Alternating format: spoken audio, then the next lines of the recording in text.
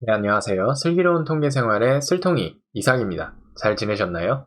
오늘은 오징어 게임에서 징검다리라고 하는 게임이 있었죠. 그 징검다리에서 각 참가자별로 생존할 수 있는 확률을 한번 구해보는 시간을 가져보도록 하겠습니다. 네, 그러면 시작해볼까요? 문제입니다. 오징어 게임 징검다리에서 각 참가자가 살아남을 확률을 구하시오.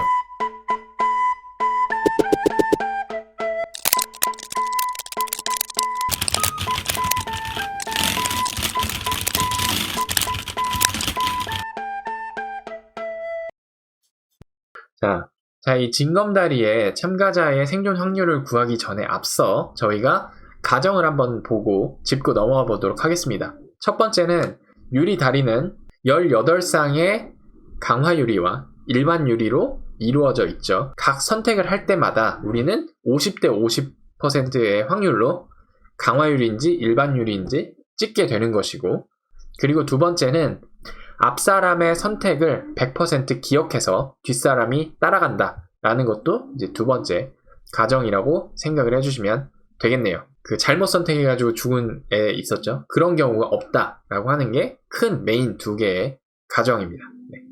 첫 번째 단계는 어떤 특정 참가자의 한 번 선택을 구현을 하는 거예요. 그래서 이거를 저는 점프라고 하는 함수로 구현을 했는데, 얘는 어떻게 구현을 했냐면 0에서부터 1 사이에 숫자를 아무거나 뽑고 그 뽑은 숫자가 0보다 작은 경우에는 제가 이제 이거는 생존이라고 한번 써보겠습니다. 생존.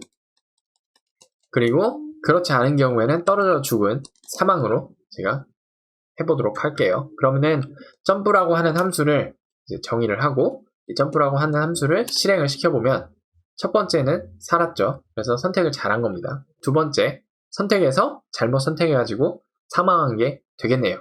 두 번째는 참가자의 성공과 죽음. 네, 요거를 구현을 해보도록 하겠습니다. 이 구현하는 거는 어떻게 했냐? 요 리커시브 점핑이라고 하는 함수를 사용을 해서 구현을 했는데, 앞서 구현한 이 점프 함수를 사용을 해서 리커시브 점핑이 구현이 되어 있습니다. 그래서 어떻게 하냐면, 만약에 점프의 결과가 사망이다 라고 하면 한번 죽은 사망자는 다시 한번 점프를 뛸 수가 없죠. 그래서 리턴 사망을 해놨습니다. 그래서 사망 한 번으로 그냥 끝나게끔 구현을 해놨고, 만약에 이 점프의 결과가 사망이 아니라 생존일 경우에는 생존이라고 하는 것을 뱉어내고, 그 다음에 두 번째로 리커시브 점핑 함수를 한 번 더 실행을 합니다. 즉, 한 번 더 뛴다는 얘기예요. 그래서 결국에는 이 리커시브 점핑은 사망이 나올 때까지 계속 반복이 돼서 실행이 되는 함수인 것이죠. 이렇게 했을 때 리커시브 점핑을 구현을 하고, 리커시브 점핑을 한번 실행을 해보면 첫 번째 사람은 죽었네요. 한 번에 그냥 죽었습니다. 그리고 두 번째, 이 사람은 하나, 둘, 셋, 네 번을 성공을 하고 다섯 번째에 가서 죽어버렸습니다. 네, 근데 요거는 너무 잘한 거죠. 결과 전체적인 팀 스포츠 입장에서 봤을 때는 이 사람은 자기 몫을 하고 죽은 거라고 생각을 합니다. 그리고 다시 한번 구현을 해보면 이번에도 역시나 첫 번째 일반율이 선택해서 죽어버리게 된 것이죠. 그래서 이렇게 한 사람이 성공해서 죽을 때까지의 패턴을 리커시브 점핑이라고 하는 함수로 저희가 구현을 해봤습니다. 그래서 이 사람 진짜 대박이네요. 저희는 목적이 뭐냐면 n번째 사람이 다리를 살아서 건널 확률을 구하고 싶은 거예요. 그래서 일단 마지막 참가자였던 성기훈의 입장에서 한번 생각을 해보도록 하겠습니다. 마지막 16번째 성기훈의 입장에서는 성기훈이 죽는 경우를 한번 생각을 해보겠습니다. 자, 첫 번째, 이 리커시브 점핑 1이라고 하는 거를 생각을 해보면 첫 번째 사람이 어떻게 뛰었는지를 생각을 해본 거죠. 그리고 다시 두 번째 사람이 또 뛰었습니다. 네. 여기까지 봤을 때, 자, 1번과 2번을 생각을 해봤을 때 우리는 첫 번째 사람은 일반유리 밟고 사망을 했어요. 그런데 중요한 건 뭐냐? 이 사람이 죽음으로써 우리는 첫 번째 단계를 클리어하게 됩니다. 그죠? 왜냐? 일반 유리를 받고 죽어버렸으니까 왼쪽에 남아있는 것은 강화율이니까 1단계가 컨펌이 된 겁니다. 안전하게 1단계를 클리어가 된 거예요. 사망을 했어도. 그리고 두 번째 사람은 첫 번째 선택에서 생존을 했어요. 그러면은 두 번째가 컨펌이 된 거죠. 그리고 세 번째 가서 사망을 했어도 두 번째 사람으로서 세 번째 단계까지 클리어가 된 거예요. 우리는. 그죠? 이랬을 때 16번째였던 성기훈이 죽는 경우는 어떤 경우냐? 15번째 참가자까지 결과와 그 다음에 성기훈이 뛴 결과를 합했을 때 이 사람의 죽은 자리가 이하인 경우, 이때는 성기훈이 죽습니다. 그죠? 즉 완전 최악의 경우에는 16명이 다 일반 유리만 다 골라가지고 죽어버린 거예요. 그러면은 이랬을 때는 성기훈의 죽은 자리는 16번째겠죠. 이거 이해 가시죠? 그러면은 성기훈이 죽은 자리가 19번째부터는 성기훈은 그냥 산 게 되는 거예요. 즉 우리가 n번째 사람이 산 경우를 계산을 할 때는 어떻게 하냐? n번째 사람이 죽은 자리가 18번, 18보다 큰 경우에는 이 사람 무조건 살게 되는 겁니다. 자, 그거를 이제 머릿속에 생각을 해 두시고 다음에 함수를 한번 봐주시기 바래요. person survival이라고 하는 함수는 n번째 참가자가 살아서 다리를 건넜는지를 체크를 해주는 함수입니다.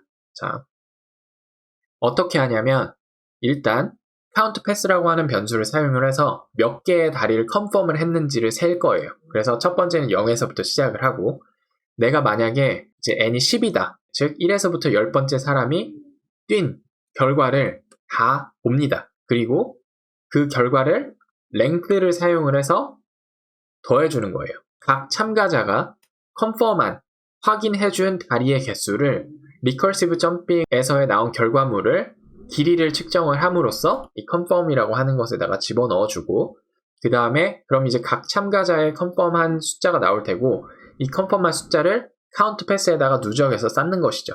만약에 이 카운트 패스 자체가 18보다 큰 경우에 1, 즉 살았다는 1을 뱉어내고 그렇지 않은 경우에는 죽었다는 0을 뱉어내는 함수로 설계를 해놨습니다. 자, 그래서 10번째 사람이 죽었는지 안 죽었는지를 한번 보도록 하겠습니다.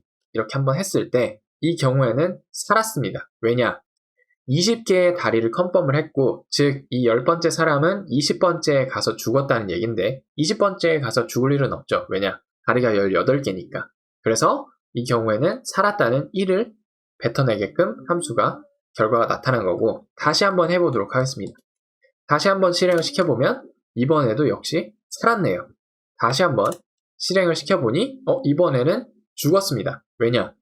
18개의 다리가 확인이 되었지만 이 10번째 사람은 18번째에 죽어버린 게 된 것이죠. 그래서 0이라고 하는 함수값을 반환을 하게끔 되었네요. 자, 그러면 만약에 저희가 100번의 게임을 했을 때 person survival이라고 하는 함수를 사용을 해서 결과를 봤더니 한 40번에 살아남는 케이스가 있었다. 그랬을 때는 이 확률은 어떻게 계산하냐면 40 나누기 100을 해버리면 되는 것이죠. 그래서 40%가 나오는 것이고 엄청 많이 해보는 거예요. 그래서 10만 번을 돌려보도록 하겠습니다.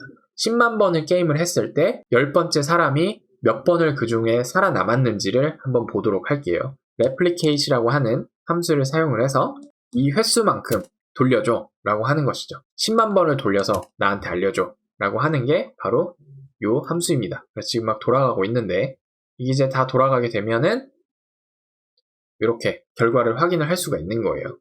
이 중에서 1이 몇 개인지를 세어봐야 되는 것이죠. 자, 10만 번 중에서 0과 1로 이루어진 그 벡터에서 1의 비율은 어떻게 구하냐면 얘를 그냥 평균을 내면 됩니다. 그래서 평균을 한번 내보도록 할게요. 그래서 민을 쭉 계산을 해볼게요. 그러면 0.59093이라고 하는 숫자가 나왔고 결국에는 얘는 퍼센트로 바꾸면 어떻게 되냐? 59.093% 만큼 10번째 참가자는 살아남을 확률이 있습니다. 여기까지 이해되시죠? 자, 이것을 사용을 해서 각 참가자별 첫 번째서부터 16번째 참가자의 생존 확률을 구해보도록 하겠습니다. 그냥 for loop를 돌린 거예요. 그래서 througup이라고 하는 이 변수에다가 이제 결과를 받을 벡터를 하나 만들어 놓고 각각 하나씩 채워 나갈 겁니다. 한번 해보죠.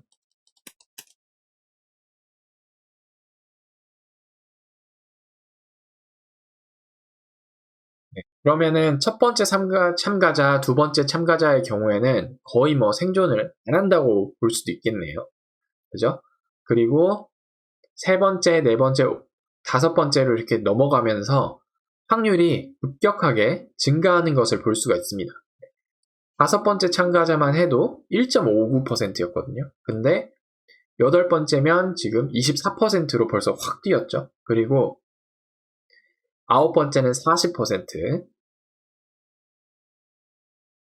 열 번째 참가자일 때부터 50%가 넘어갑니다. 그죠? 생존 확률이 50%가 넘어가고, 제가 알기로 상우 같은 경우에 14번째 참가자였거든요. 그럼 14번째 참가자인 상우는 이렇게 14번째인 상우가 살 확률은 98.435%였습니다. 네.